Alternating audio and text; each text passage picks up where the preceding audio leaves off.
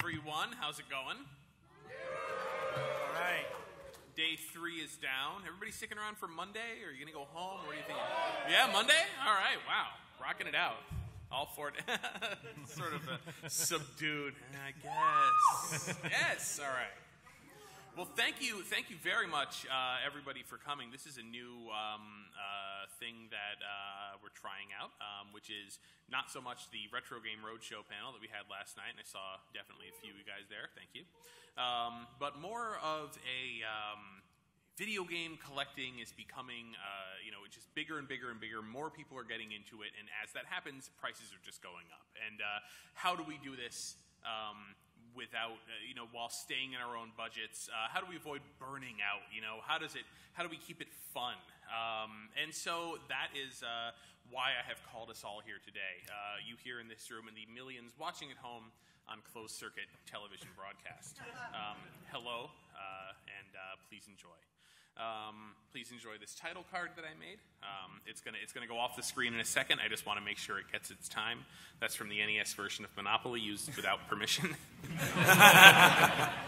Possibly drawn without permission or model. Probably. The more you stare at it, the worse it gets.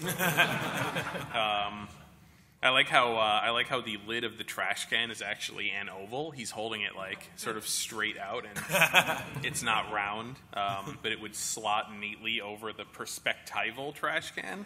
Again, I don't think we were supposed to stare at it this long. Who are we? These are your panelists, or reasonable facsimiles thereof. Hello, I'm Chris Kohler. I'm an editor at Wired. I love to collect video games. That is a real picture of me holding a copy of Earthbound.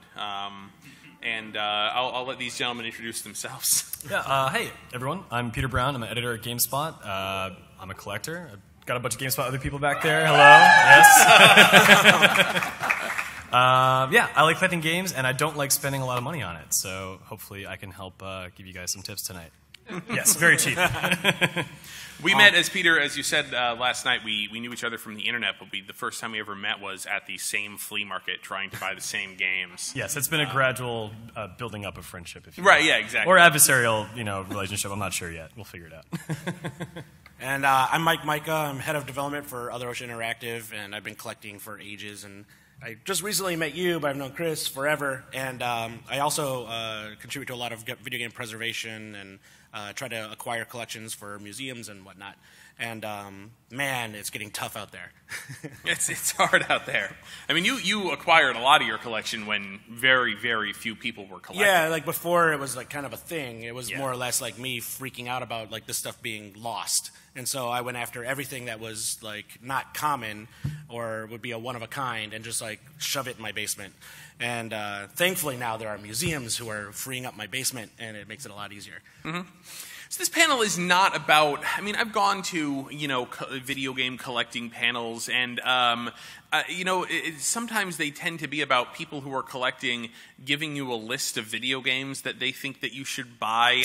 I don't want to tell you what you should buy. And as soon as you start taking advice from somebody else on specific video games you should be acquiring, you're gonna burn out, Yeah. You're not gonna be really actually happy. And so this, I want you to think about what you want to acquire for your video game collection, and then take these sort of general tips and strategies, but also mindsets, just the way of life. Be like water, let it flow through you, and thus we move along. We are beginning this evening with a little bit of perspective. You may have noticed that on August 24th, I believe, the most beautiful copy in the world, the only one, I believe, with white pages of Action Comics #1, the first appearance of Superman, sold for $3.2 million and some change. We are nowhere near this with video games. All the Action Comics #1 of video games, whatever you believe that to be, is an utterly attainable item. It is entirely possible that you may find one in somebody's attic at some point. We have no $1 million video games, let alone a $3 million video game. Quite frankly, let alone 6-figure video games. So And then everything below that, it drops off a lot. So at least you're not collecting comics, which you'll never, ever finish your collection of. If you take away one thing from this session, it is the idea that knowledge is money.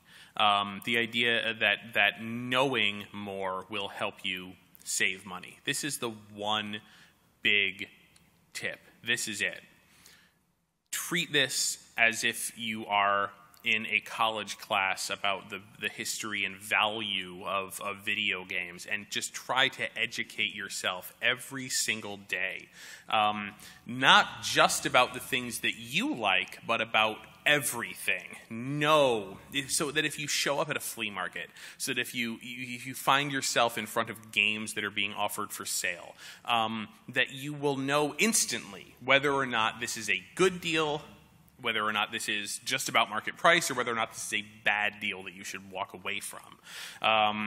The more that you learn, the more power that you will have in every situation.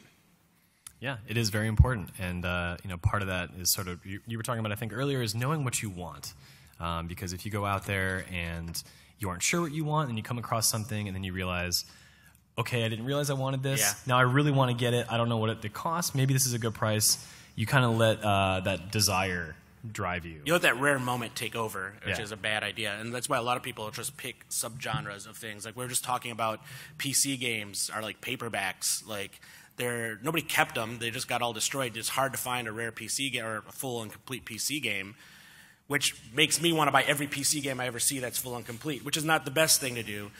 But you really kind of have to like control what you're going after and be aware of like what you want. Yeah. You're going to burn out, like Chris was saying. And I mean, and I've had situations where I've seen something and thought to myself, I don't know, do I want? I mean, is this something I should buy? Not buy? You know what it was? It was a Conker's Bad Fur Day on Nintendo 64 for $7. And this was, I mean, it was a couple of years ago. It was probably like 2011 or so. And I already had it, and I was like, well, I know this is actually worth more than that, but how much more? And I just walked away, and I'm like, oh, I guess I'll get it. And I go back, and it was gone. And it was like, you know what?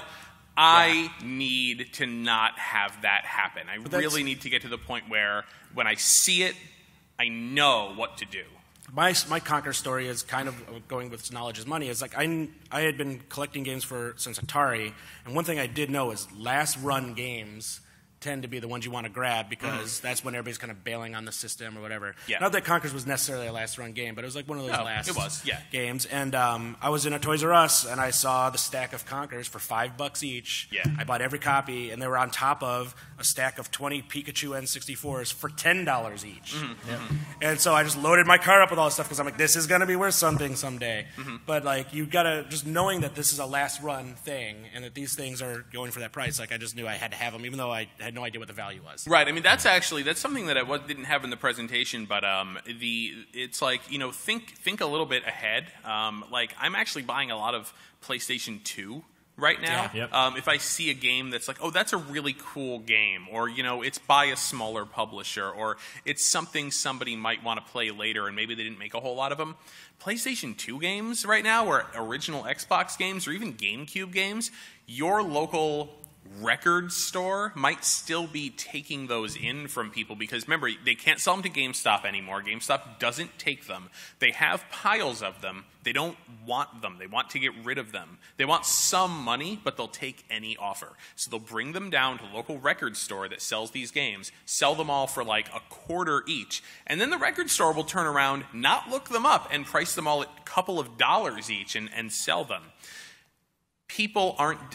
The supply-demand for PlayStation 2, Xbox, GameCube is in its trough right now. Like, nobody wants these games. So, again, I don't want to tell you what to buy. I'm just saying, like, I'm kind of loading up a little bit now because now's the time. Yeah. This is the people who have, like, massive, like, NES collections. They bought them when people thought they were nuts for buying NES. Why are you buying so many of these games for $1, $2 each? Why would you ever do that? These things are junk.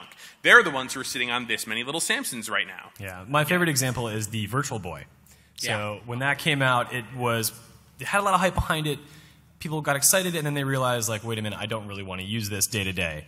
I remember it was Babbage's, right? At one point, they just had boxed games, complete brand new, $1 a piece. You know, even Japanese games, they were just out there waiting for people to just buy them. And I had friends who did. And now if you're trying to build a complete Virtual Boy collection, I mean, you're spending way too much money. And just understanding the history of games and even specific titles, but more or less just games in general, how they increase in value, why they might even decrease in value over time. If suddenly nostalgia bubble hits and something gets expensive, you could also wait a year or two, and that will go down in price. So I'm in game development, and one of the things that I worked on a lot of classic game collections for like PlayStation and Xbox, and there's this golden rule we figured out is like whatever was 16 years ago is kind of nostalgic now when people have money, because they're at the point now where they're willing to spend money on things they're nostalgic about. So a lot of our collections will come out on that 16-year anniversary or right around there. Yeah. And we put those things in there because we knew people would buy that. And that was mimicking kind of the collector market as well, because like they're past the prime, they got rid of all that stuff, it went on a garage sale so they could do whatever, and then now they're like, I want it all back. Like now they'll spend the money to get it.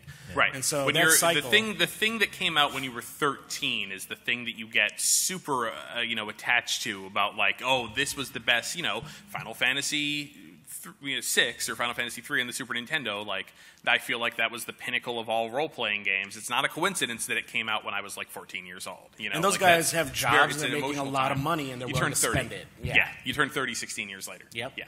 But again, learning. If it should be really fun for you to continue to add to your knowledge base about what's worth what and what's rare and what's not. That's really going to help you. Save the emotion for the car ride. Try as a buyer of games, try to excise all emotion from the deal. If you get super excited about something, if you can't believe after weeks of not finding games at thrift stores or flea markets or whatever, you finally find a bunch of games, and you're super excited, or you finally see that game you've always wanted, and you're really excited about it. You have to get that out. You have to be able to say, just think about the price. Like, is this the right price for this? Am I getting a deal? If it's too expensive, you might buy it anyway and spend a little bit too much and then have buyer's remorse later on. Because, sometimes once you buy the game you've always wanted and you have the game you've always wanted, there's something kind of goes away. That journey has come to an end, basically. Yeah. That ultimate high, then it's all downhill from there. Right. I mean, I think we've probably all had examples like that, where you find that one thing, and then a week later you're like, why did I do that? Yeah, and so you want to make absolutely sure that you don't get emotional and say, oh, I'm going to treat myself. I'll just treat myself. That's going to hurt you. So even if you find it, now especially if you find an amazing, great, wonderful deal and you're going to take it home, when you're haggling, when you're trying to come up with the price, don't seem excited about it. Don't be stupid and say, this thing is a real piece of junk, because they're going to see right through that when you're shelling out a bunch of money for it. But, just try to be cool. Don't get too overly excited about it, and get excited in the car when you're driving away with it. This is like deja vu, because you gave me this conversation over the phone when I was at a toy show looking at Super Nintendo prototypes. Yeah. And I'm like trying to play poker face and just tell me what to do. I'm like, right. It's not good. $10. Yeah. Be willing to walk away at some points too. Right. But just really try to keep in mind whatever it is, you'll find it again later. Now, if in fact you really are sitting in front of something that is so rare that you literally will never find it again because it's one of a kind, please disregard previous comment. But for 99.9% of things, there's more out there. You don't need this particular one. It's a great deal. That's the time to go for it. But it's really got to be a total psychopath, only thinking about the numbers kind of a situation. If you're selling something to someone, by all means, try to get them super emotionally happy, excited, feed into that joy and energy and, oh yeah, this game was the best. I have such great memories of this game. Because as the seller, you want nothing but emotion. But as the buyer, you want to watch out for that, because that will mess with you. This may be the most controversial thing. Resellers are your friend. This goes along with tip number 1, knowledge is money. And it also really goes along with not getting too emotional. Like, I mean, some people really get ticked off when they go to a video game dealer or a video game store, and they look around and they see things and they feel like they are priced too high. And the initial sort of gut reaction is to go, screw this, I'm out of here, and run away. Or to think to themselves, oh man, I really want this game, but this guy is such a price gouger and I'll never get it away from him, and how dare he keep me from this game? Well, it's not your game, it's his game. Somebody can charge whatever they want for it. But there are video game stores out there that people would tell me they're so overpriced, I never find anything. I would never go in there because they're such rip-off artists, and I will go in there and just methodically look at everything and find the thing that they underpriced. I will find the thing that, because they have to be right 2,000 times, I have to be right once. So I will find that thing that is a good deal because I know what's a good deal, not a good deal. Do that. Again, don't get excited, or don't get super emotional. Really look at it. Resellers will have tons of stuff. You can find the thing that they do not necessarily know what it's worth. So target video game dealers, target video game stores. Don't just sort of stomp But out. they put time and money and resources into finding some of these things that you may have been looking for 15 years. And if you add up all the expense you've made in those years traveling to places to find this one item, and I've had people sit there and complain about finally seeing it at this store, but they charge too much. And it's like, you probably spent $1,000 trying to track this down with no luck. And you're telling me this $30 up from what you think it's worth is a problem. Like, that's the reason they exist, is to find these things for you so you don't travel everywhere to find it yourself. Yeah. I really believe nobody is keeping anything from you. It's take advantage of the opportunity, and really, again, don't get caught up on the one thing that you can't buy. Move over to the next thing that you could. And again, so many of these tips is sort of like, you might find a great deal on something that some other collector would want. Do you want to sell it to them? You can. Do you want to trade with them? That could be even better for you. Figure out how you might do that, because you can really work with other collectors and get them the things that they need. They can get you the things that you need. And you don't necessarily just have to only go and just purchase specific things that you need at that time for yourself. And again, I think this leads us into picking your targets wisely, choosing your venues correctly. If you're getting really frustrated and you're just, I go to the thrift store in my town every single day and I never find anything. Video game collecting sucks. Your method sucks. Like, you are bashing your head against a wall, doing something that you know doesn't work. And I mean, you can blame nefarious forces for taking all the video games out of the thrift store, Goodwill employees, or who knows. But you should probably think, like, maybe I should do something else. Like, maybe there's another way of getting games. I used to go to the San Francisco thrift stores a lot. I would go, and it was great too, because you lived in San Francisco also for a while now, right? Yeah, it's been about 10 years. Yeah, me too. 2006, 2007, you get up at the crack of noon. You get on the bus, you go to the first thrift store and the next thrift store. I would do a whole loop all around town. I'd go from the ocean all the way to Haight-Ashbury into the Mission and downtown and Japantown and back. It would take me all day. I'd come home with 2 bags full of stuff. Bags would be just breaking with all the video games I would come back with. It was great. That is over. Completely over. And it would be a waste of a whole Saturday to even do it, because I would just go and find nothing. So I don't do it anymore. I just stopped going. If I'm like walking by a thrift store in San Francisco, I'll go in, but I'm not like going out of my way to like do that as any kind of a viable collecting option anymore. I go to flea markets. And we'll get to that a little bit later, because I want to talk about specific venues. Just change up your habits. Like, the games are out there. Like, it's not Action Comics #1. People have this stuff. in their attics. People have this stuff in their garages. Like, it's still there. You know, there are probably sealed stadium events in somebody's attic somewhere, you know, multiples of these that haven't gotten flushed out yet. There is no difference between you and the next guy. Like, you can be that person who finds that stuff, but you've got to pick what works for you, what works for your schedule, what works for your geographical location. I would almost guarantee you, like, if you're not having success, there's a better way of doing it. Yeah, and don't be afraid to go online either, because there are good deals to be had if your timing is right. I mean, that's one thing that I think people like to avoid is say, oh, don't bother going on eBay. But I find a lot of really good stuff that's priced really well on eBay, only because I'm patient enough to keep looking and wait for it to pop up. And, yeah. And don't think that, like, you know, San Francisco or tech areas or places that were distribution areas are the places that only this stuff exists. I've been shocked over the last few years how rare games, even that Extraterrestrials game, where was that, in Canada somewhere, that showed up for Atari 2600 that nobody even knew existed.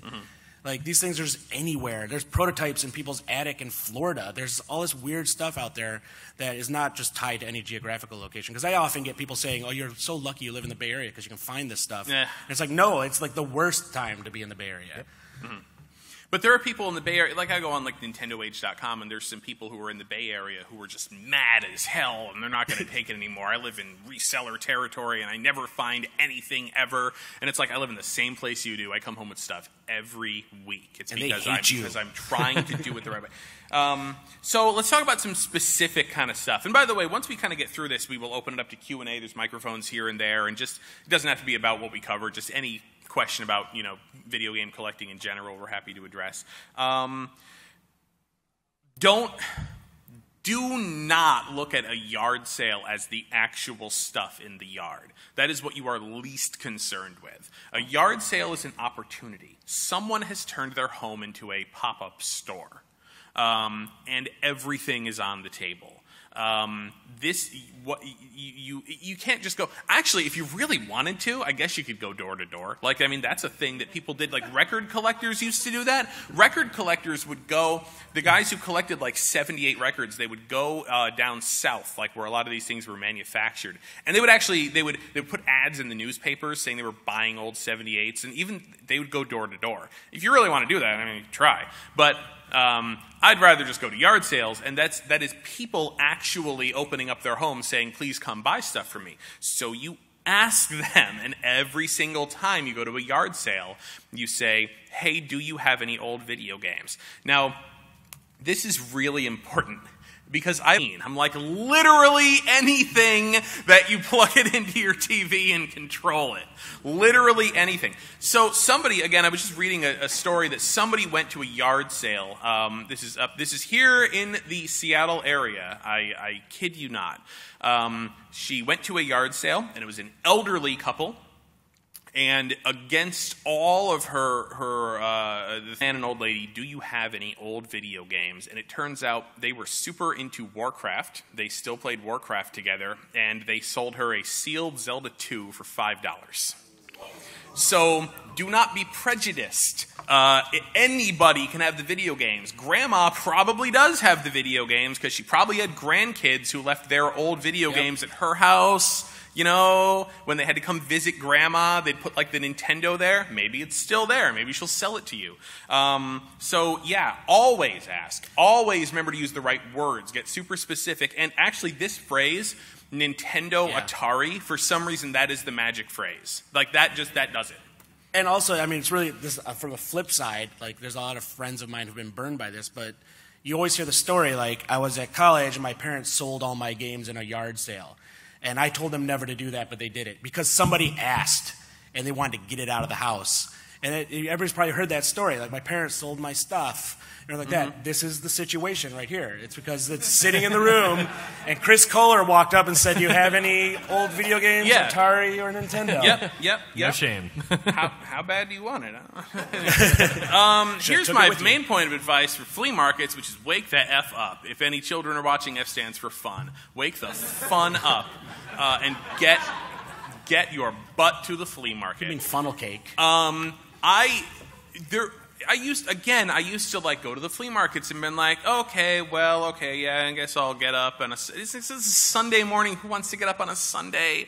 And I'd get up at like 10, and I'd get there by 11:30, and I'd look around, and I'd find a couple of things, be like, that's all right. Then I kind of started thinking to myself, like, wait a gosh darn minute here. Why don't I just? What am I losing? What am I losing by not taking, in my case, like the first train to get to where the flea market was? What am I losing by not just like waking myself up like super early and getting there as early as I can and being the absolute first person to look at everything? As it turns out, not much. I really don't mind like just, skipping a couple hours of sleep on a Sunday morning, especially when I come home from the flea market with stuff that I found, and I'm like super excited about it. Like the last time I went to the flea market a couple of weeks ago, I didn't really want to get up that day. I was like, oh man, I've already done so much this Saturday.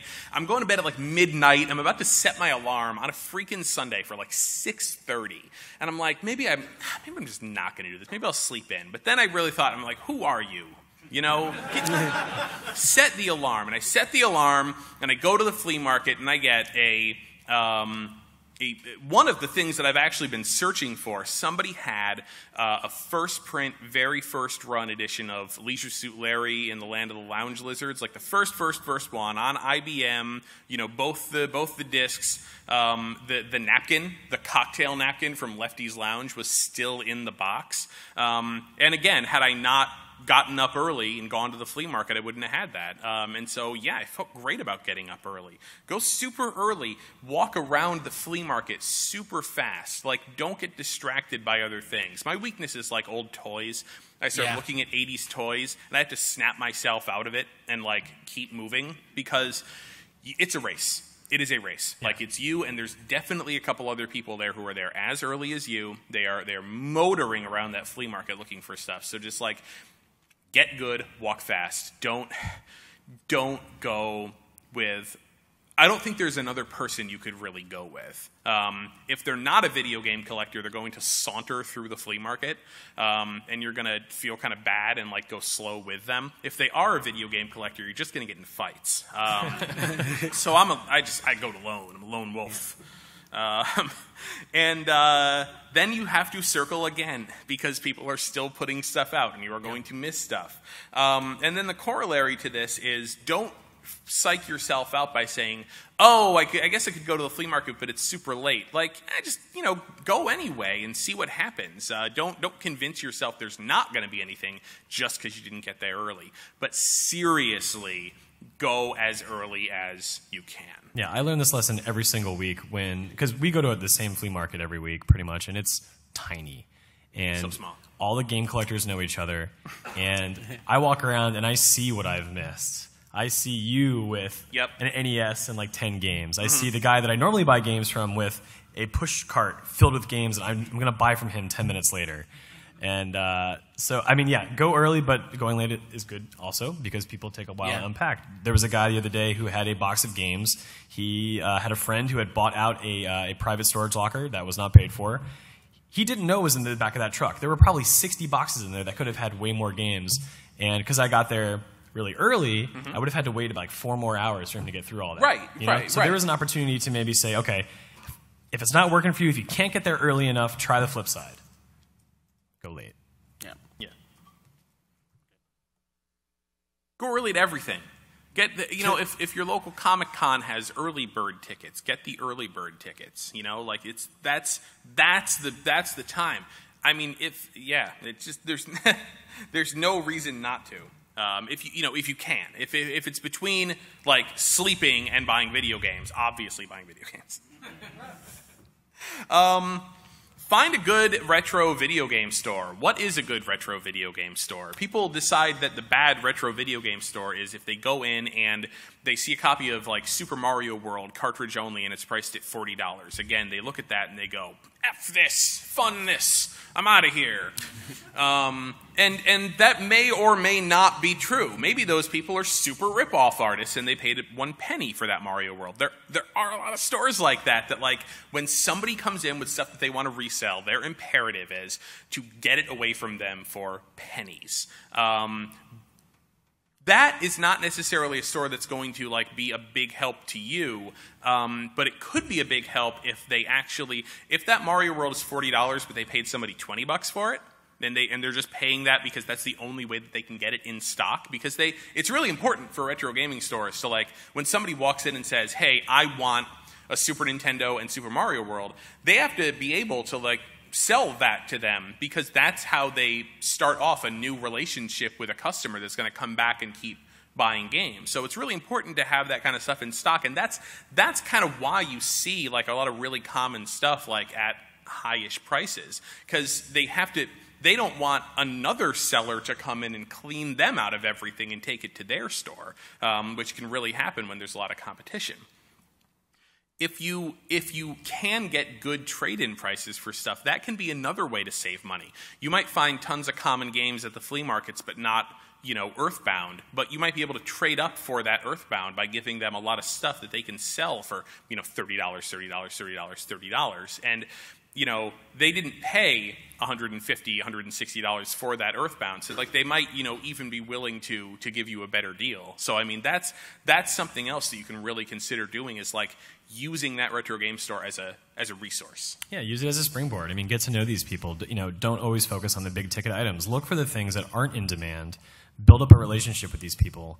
Let them know what you are looking for, and then there will come a time when they are willing to do something, just do you a favor. It happens a lot. But I think there are also examples of retro video game stores that are inherently great. And Seattle is one example. The Pink Gorilla chain. Does anyone know that store? Yeah? Those guys are great. They have a booth on the show floor. They price their games really fairly. They're very knowledgeable, and they're gamers first. So they want people to have the games that they're looking for. Support those stores. Make that a thing that can exist if you can. Well, there's also, there's some stores that follow the golden rule markup. Yeah. So they haggle with people who bring stuff in because they don't have like a established system. They may like Chris said, they may overpay for Super Mario World, and they just mark it up a standard markup that they hope to get returns on. And sometimes you'll find a game that's worth way more that they got off somebody for $2, and they're selling it for $7. But then there's the evil thing you can do at these retro game stores, which I used to do, and I've never told anybody. I'm telling everybody and the millions of people watching on closed circuit television. I used to hang around these retro game stores and wait for people to come in to trade stuff in and then intercept. And I would do that because I could get stuff for dirt cheap. And these people knew they weren't going to get the best deal from the store, but if I was flying around there, they would get a better deal from me. And I got a lot of really great stuff. Yeah, right. They hated me. But, like, at the same time, I'm hanging around the store. I'm not inside. I'll hang outside or whatever. But, like, I used to know when people would come in and trade stuff, generally, because these stores would sometimes have hours for trade-in and all that stuff, and be like, hey, I'm interested in games. Where are you going to trade in over here or whatever? It felt dirty and evil and all that stuff. But there were certain things I was looking for, and it was like that Saturn era. So I got, like, D. I got, like, Panzer Dragoon Saga. I got all that stuff for, like, moving on. Nothing. You're the problem. Thank you. I feel better, actually.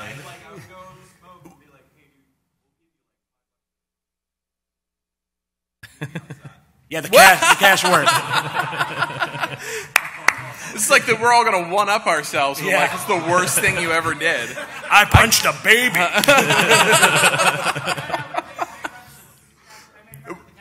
Yeah. And then when people would come with stuff like Yep. collection, because someone came in with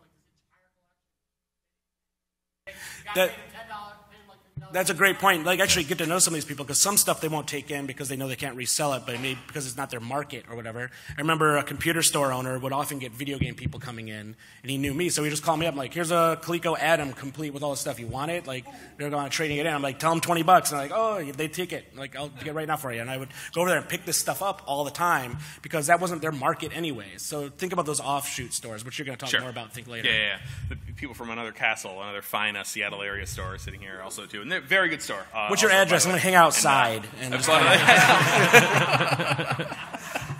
don't do it anymore. Use eBay correctly, by which I mean don't just like bid on stuff. That's for chumps. So first of all, I want to point out about that Action Comics, that $3 million Action Comics. The guy won it with a snipe. The guy sniped it. We all play a lot of video games. I think we need to understand a little bit about, like, what is the best move at the right time. Bidding early is giving other people information, and bidding in the last 3 seconds of the auction is generally the best thing to do in, like, most cases. Don't get super upset about sniping. Start sniping stuff. Don't be the sniper, or be the snipee, be the sniper. That's when a lot of the bids happen, and it's not like, people don't, like, it's just the best idea because you're not, like, giving away the fact that you're interested in something first. And you're taking away the ability of somebody. When it's an auction, people get caught up in auction fever. People decide, I'm going to spend $30 on this item. And then they bid $30, and then somebody outbids them by $1. And then what do? Do they say, oh, well, I was only going to spend $30, so now I'll walk away? No! They're like, how dare you outbid me, sir? And then they'll be like, I'll put in $40. And then they get up, fine, $50. And then the emotion comes into play, and suddenly you find yourself buying something for more than you intended to, or pushing the price up.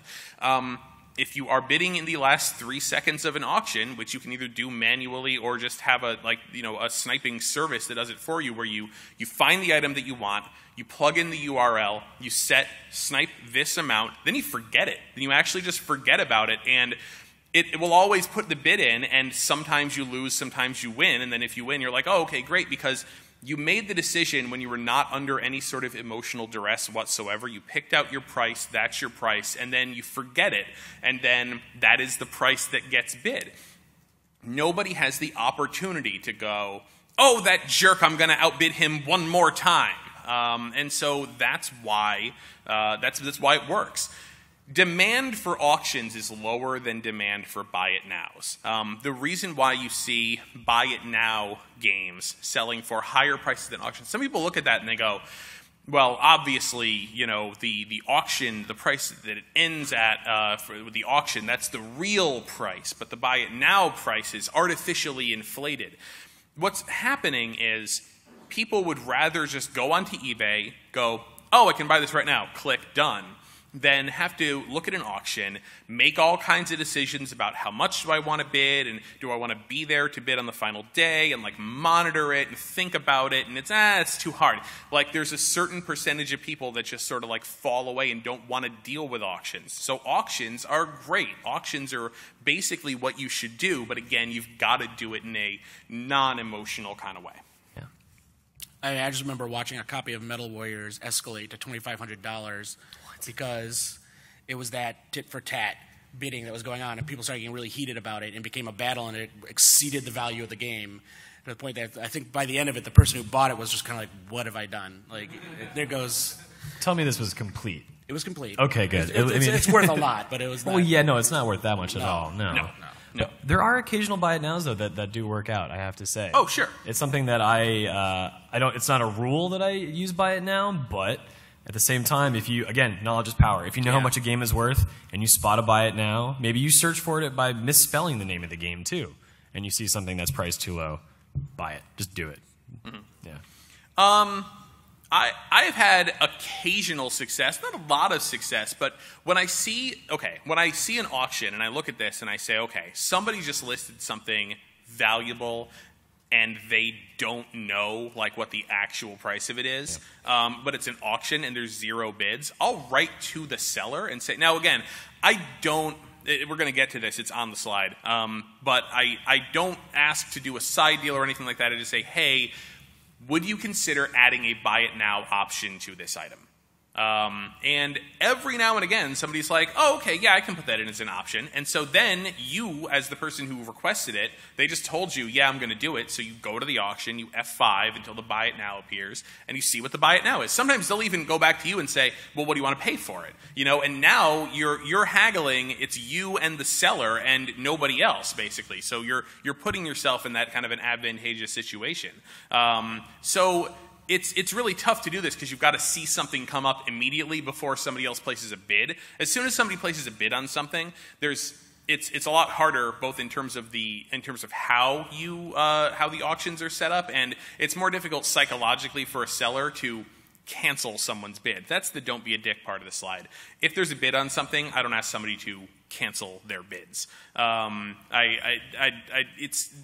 can do it if they really want to, but I'd rather not. And certainly, I would not, if somebody wins an auction, I mean, sometimes people will do this, but like, somebody will win an auction and it'll go low, and or see a completed buy it now, and then they'll go around back to the seller and say, you know, I would give you X amount of money and get the seller to cancel the transaction.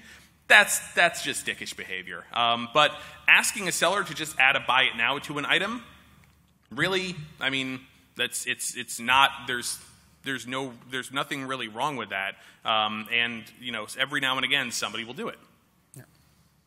Oh yeah, and placeholder bids. This is to counteract what I just talked about. If you see something with, you know, 0 bids, and you want to avoid that item, like just going to somebody else, like you can always just place a small bid on it, which at that point, like again, it's just more difficult for somebody to cancel an auction on you. Although I've had it happen to me, and it actually does kind of stink, which is why, you know, again, that rule in place for me personally. Like, I was bidding on something and I was going to snipe it and I was going to win, and somebody backdoored the whole auction and just everything got taken down. But if you have no bid on it, you have no skin in the game. It's not yours until you at least have placed a bid. And then this brings us to the kind of the second part here, in which I wanted to talk a little bit about really protecting yourself against being actually defrauded. A lot of people get really upset again when they think they're charging too much money for something. It's not that sort of scam. The actual, like, someone is committing actual fraud. There's so many people who decide that they can get away with committing fraud if they just choose the exact right words, you know? Like if I construct the wording of this eBay auction carefully enough, they can't pin this on me. That's not actually how it works. But unfortunately, people really do get this idea in their heads all the time. So here's some of the common stuff that I've seen. You guys can add to this. Don't get super excited if you see somebody selling a complete Little Samson on Craigslist for $400. It's probably a scam. A way you can check that is to search for pictures of Little Samson in the box, and you may in fact come across that exact same picture. And if you do, and it clearly wasn't just taken by that seller might not even be in your area. Like what people will do is they will actually they will put these things on the local Craigslist of places that are far from them, and they will have people PayPal them the money and say, okay, we'll just show up and meet me at such and such location, and then they're in another country.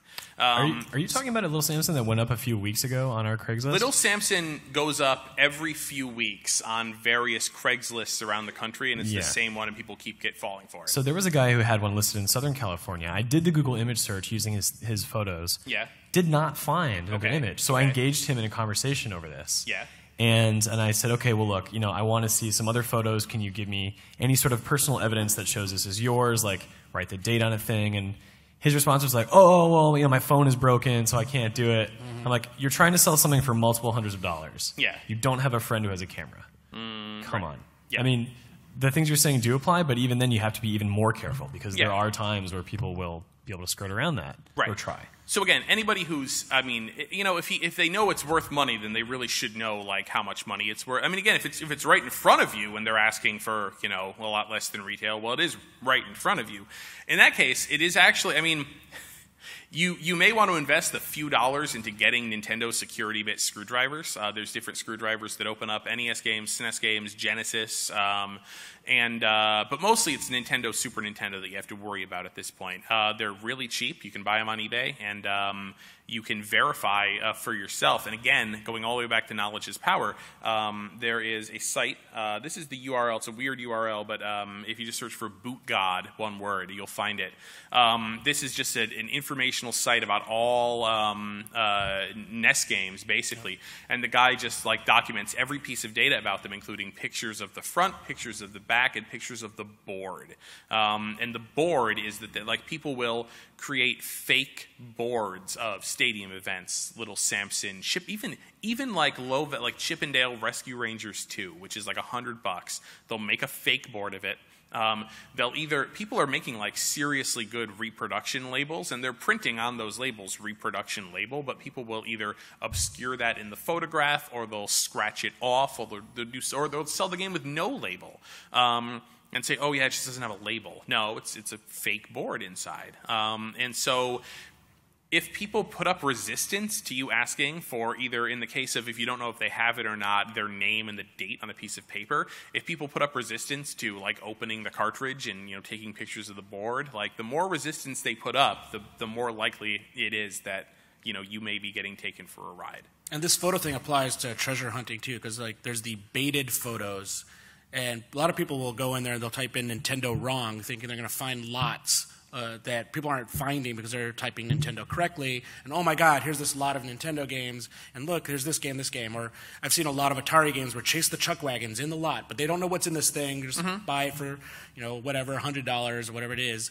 But there's a lot of that going on right now. They're baiting these lots, and these are, again, like you said, photos reused. It's really easy to Google image search and find the same photo everywhere else, but they know people are doing this. Like, I've had friends who've lost big time on this because they're like, I found there's this whole Atari lot. They spelled Atari wrong, and there was like this game in there, and so I bought it. I can't wait to get it, and it's just like it's junk Atari games, and they can't find this guy afterwards or whatever. So it's they know you're doing this. They know what you're trying to do to be sneaky about getting these things.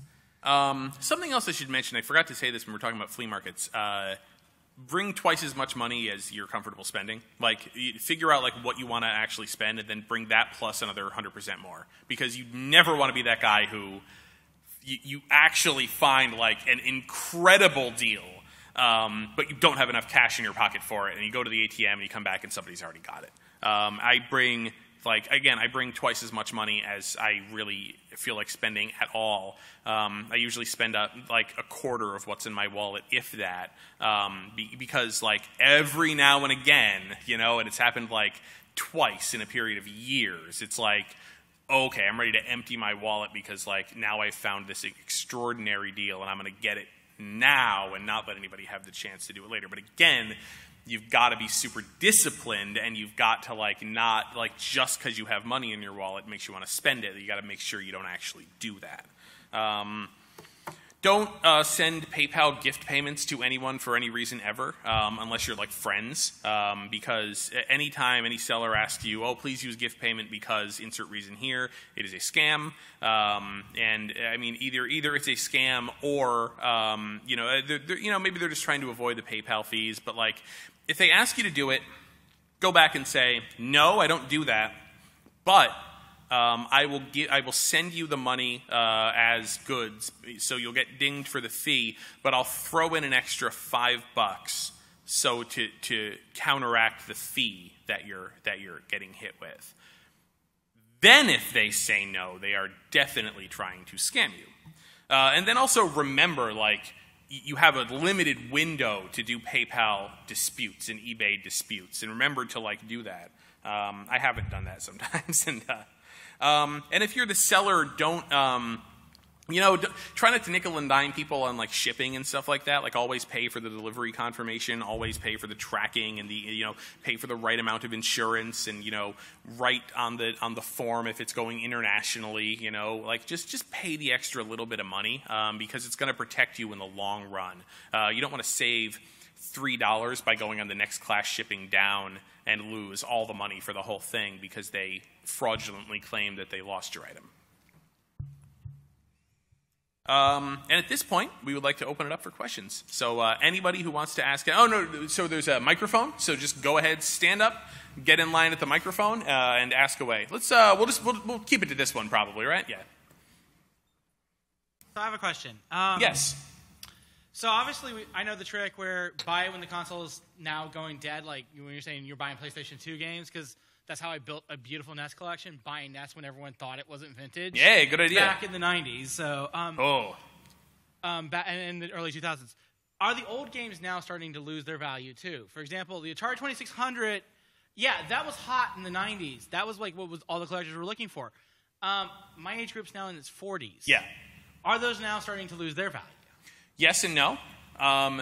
There was a time when loose Atari cartridges and also really common boxed stuff was starting to really go up in value because, again, 70s kids were like, oh, I want to get an Atari again and I want to get Pac-Man again, So a lot of that stuff did bubble and crash, and so now it's really tough to sell and easy to buy, Atari 2600, just common cartridges, but the complete in box stuff has kept its value and is still going up. Yeah. Hi, I don't really have a question, more like a success story that may help others. All right. Some of you may not consider this a success, but anyways, I'll keep going on. So I started collecting NES games, and no surprise, I started watching AVGN. I saw the infamous Action 52 episode. Okay. And so I started searching Action 52 on eBay, and most USA sellers started selling them for like $200 just for the cartridge alone. Yep. It's been a month. I had no luck, but out of curiosity, I looked overseas, and I was able to find a European seller who sold a complete, almost near perfect Action 52 box, comic book, the game, instruction manual, everything, and he was starting the bid at 60 euros and buy it now for 80 euros, and I didn't know what it was, so I just said 80 euros, and it only cost me $110. Nice. Yeah, so definitely look overseas if possible. Yeah. Well, yeah. I mean, American collectors don't want to buy stuff from overseas because why would you deal with someone overseas for an American game when you can just deal with the seller at home? So, but then people in the UK don't want Action 52; they want the PAL games, right? So, yeah, you happened into a really nice confluence where the supply exceeded the demand, and you were able to take advantage of that. So, yeah, absolutely. It's surprising where U.S. games will pop up as well in different parts of the world. And if you don't select, international on the left-hand side of eBay when you're searching by default, scroll to the bottom of the page and look for that little thing that says 56 international sellers have this item as well. And yeah, you will find stuff. That's a good example. Yeah, It's a really good one. Thank you. What's the best one-on-one for looking for tips of the price for games? Since I literally looked up on top rare NES games or Little Samson. Fortunately, the first site I ran to showed the game as $100 to $200, which is really BS because that's an outdated info. And I've been scrounging through more and more sites, and they're still showing the same stuff. So, what's the best way to find info for games like that? Completed eBay sales, but then also just getting involved in video game forums and just sort of reading and every time you hear about a game that's rare, kind of do the due diligence and go look and see if it actually is rare and how many have sold and but completed eBay is pretty good to tell you what the real demand is. A lot of people say look at pricecharting.com, which occasionally has good information, Yeah. but really the completed eBay sales is the way to do it. Well, all price charting does is it pulls sales mostly from eBay, right? I mean, it's eBay and some other sources, but a lot of it's eBay. Yeah. But even then, I think really getting a sense of the actual dates, and looking at those, not just completed, but sold auctions as well. That's really important. Yeah, sold auctions. Yeah. All right, thank you. Thank you. I have a question about maintaining your collection. Yeah. Because I'm 30, and so I'm going through the same thing. I'm buying all these games when I was 12. I couldn't afford. I have a huge SNES collection. I'm getting more and more. But my SNES is plugged up. I like to use it, but I'm scared to death to leave it plugged into power all the time. So I have a battery backup thing, and then I don't like the cartridges being out if I don't have cases for them. What do you guys do to maintain them? The plastic caps on the bottom, or do you guys, I'm not really overly worried about the cartridges themselves. I mean, for some things where I really, really don't accidentally want the label to get damaged, on things like Little Samson, where the cartridge is worth $500, I'll put that into a protective case. There's cases available from many places, but there's videogameboxprotectors.com, which is where I get all mine. I'm pretty sure I'm putting his kid through college. And I have my complete in-box games in there. And they actually have saved my ass. As I've been moving games around, I'll drop one, and the plastic protector will take all the damage, not the box, which is great. Yeah. If you have things that are cardboard based, don't stack them, because over time gravity can take an effect. If you have anything with batteries inside of it, take those batteries out if you're going to store it.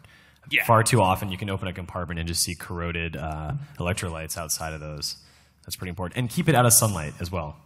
Yeah, out of sunlight for sure. And also, if you're in a humid area or whatever, and it sounds like these are active games you want to continue to use and stuff like that, put them loosely, the cartridges themselves, and something that's easy to access. But also get a dehumidifier for the room in which you game, because the leads and all that stuff is you got to dehumidify the room. Yeah, I'm in Louisiana, so it's probably the worst. Yeah. So Also, get a all dehumidifier. this stuff is going to deteriorate eventually, so just remember to sell it right before it does. Or have it buried, have it buried with you. Otherwise, I was remember you saying yesterday about having the Sega Saturn discs upside down and stuff Yeah. like that, in Yeah. particular. well, what was the question? Store things vertically rather than horizontally Yeah. in Yeah. almost all cases, right? Yeah. Yeah. Cool. Yep. Thanks. Thanks. So contrary to what you guys were mentioning earlier, I actually embrace the collecting community, and me and a buddy do actively collect together, and Oh, sure, yeah. we have a rapport, so we give and take and whatnot. But the one thing we've noticed, and I've actually been really curious to hear your take on it, within that community, we've had somebody that's essentially been marked with this basically demon seal that's incredibly hilarious, where they would haggle. They haggled at one point at a flea market, and the seller just was really angry about the whole thing and actually followed and harassed him. What? And no, it gets better. Followed and harassed him, telling other sellers, don't sell to him. Then we go to other flea markets in the area, and the seller, the flea market, we can only assume they are also, the sellers are in their own community. So, now we've had this inane fear of, basically aggressively haggling, and we save it for Craigslist. And we're just wondering if you guys ever ran into that, or if there's a different tact you guys apply at flea markets, because they have this whole their shit's gold mentality. So Yeah. they feel almost offended if we're well, what if I gave you this? And then, essentially in being realistic, whether it's language barrier or just appearance or even just tact that you apply, they're just dude, fuck this kid, and I'm going to ruin their entire field or flea market trip. And I don't know, it's funny because Wow. he can't go to flea markets anymore. We have to buy for him. I'm not making that up. Seinfeld. I mean, don't be combative or adversarial. If someone is not ready to negotiate, say, okay, cool, have a nice day, walk away. That's one thing. I mean, at our market, we run into people that don't like to haggle, or if you say, oh, I think it, maybe it could be a little bit cheaper than that, they will respond with this attitude, and yeah, it just know that, again, you can find this again elsewhere. It's not worth making enemies over. Yeah, I try to be as upbeat and chipper and happy about my haggling as I possibly can. And I mean, if they're no, I can't do that, I'm okay, I totally understand. Thank you for considering it. And then sometimes you walk away and they let you walk away, and then that means they really can't do it. And then sometimes you walk away and they say, well, don't leave. And it's okay, all right, gotcha. Yeah. And again, sometimes I pay people a little bit more than they were asking for because, I know I'm getting a good deal. I want everybody to be happy because I'm going to the same seller over and over and over again. There is the art of long-term haggling, right? And there's super short-term and very long-term. Yeah, I was just we only curious. have a couple of minutes left. I want to make sure we get to everybody. But thanks for coming. Hello? Hello. You guys mentioned eBay, and I just wanted to mention I've had good success with Amazon. I was wondering what you thought of them. Because I've actually had 3 different individual cases where I've gotten really things that I've been really wanting and looking for. I can never find in an actual store, but on Amazon, and I've had great luck. Yeah, so the condition ratings on Amazon are really specific, and most people don't actually follow those correctly, so I often find that you need to follow up with people and really get a photo if they haven't provided one. And yeah, I mean, if you do your diligence, you can definitely find things on Amazon that are great. I got a Turbo Duo on Amazon. So Ah, nice. You should have been looking there. That's what you I want, should have been right? looking there. Yeah, I passed one up not too long ago. Yeah, I think we're seeing a little bit of my personal bias in here because that's not my particular method, right? But I mean, there's no saying that it can't work for you. Yeah, and Japanese games on Amazon are really cheap right now from sellers from Japan. So if you're looking for that sort of stuff, That's the truth. yeah. So eBay, going back to that, a couple of tips that I sort of use for my eBay purchasing. If I live in Canada, We're getting time. We're gonna get you, and I want to make sure we get to Colin because he's standing in line. But I live in then Canada, and unfortunately, what- sorry. we will be out as soon as this is over. We'll go out into the hallway so we can clear the room, and we'll talk to you guys there for as long as you want. But go on. So yes, I live in Canada, and Yes. the Canadian eBay often doesn't show a lot of the stuff that appears in the U.S. eBay. Yeah. And I usually use the Canadian eBay just for ease and simplicity, what will come to Canada. But oftentimes if I'm looking for something and I find it cheaper on the U.S. one, and it doesn't say they ship to other countries, always shoot them a message. Because 9 times out of 10, you will be able to get a sick deal from outside of your country, even though they say they don't ship it to you. So like, I don't know, $60 for, what was it, Dragon Force on Saturn, for example. Right? Always open up that dialogue. Always get it to so where it's you and the seller talking about stuff. You know, maybe they're going to like you and offer you the deal. Also, to sort of attest to the power of the haggle or the almost disinterest towards something on the table, I managed to get a boxed Ogre Battle for the Super NES complete. Without the interest, like the feigned disinterest, got it down to like $30. So, wow, good job. All right, thank you. I wanted to ask what you guys thought about using RetroBrite. I have all the chemicals required to make a batch, but I'm terrified to do so. Yeah, I've not used it myself, but I've seen the photos that make it look like a really great solution. No pun intended, but yeah. I actually want to ask you, because I feel like maybe you've had a lot of experience with this. Yeah, you know what? I actually haven't done it, but Chris Melosinos, who's over at Verizon now, but used to be at Sun, and he was one of the first guys that I knew to do this. He's had great success with it, and it seems like everything's going to work fine. I've seen the dialogue of people, chemists, coming in saying, that actually is not good because it's breaking down the way that they're bound, like the bond of the chemical makeup, and that over time that's actually more damaging to the plastic than you think. And that's come from legitimate chemists and stuff. So I mean, they'll probably do that after you're dead, right? So I don't know if that's anything to be worried about. Yeah. Don't spend too much money. Don't let other people tell you what to buy. Do what you enjoy. That is what I want you to take from this. And we will see you guys out in the hallway. So we got to get out. Thanks, guys. Thank you. Thank you all.